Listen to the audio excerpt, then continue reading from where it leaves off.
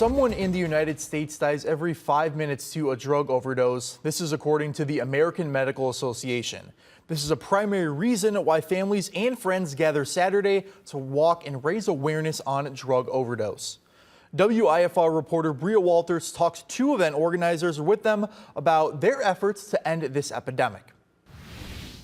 They're not just junkies. It's somebody's mother, someone's father, someone's brother, sister, cousin. These are people too, and everyone deserves a chance at being sober. Substance abuse disorder is everywhere. This is why dozens of people walk in Rockford Saturday morning to honor and remember the lives lost to drug overdose. To see all of these people here and to understand the concept of what it means to be in unison with other families that have lost a family member or a child is amazing. Prevention specialist Brooke McKern lost her son 5 Christmases ago to an overdose.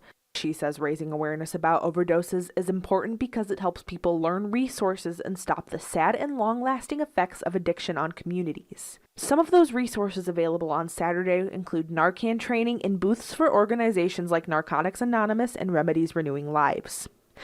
Overdosing has, been talked about more openly. I think just knowing that how easy it is to maybe become an addict, to be given something, that's another big part of it. McKern says substance use is like Russian roulette today, and she doesn't want to see anyone else on a memorial wall. Recovery is possible. That's the thing, is recovery is possible. We can't recover dead people. In Rockford, Bria Walters, WIFR News. McKern says the best way to prevent an overdose is to stop and get help.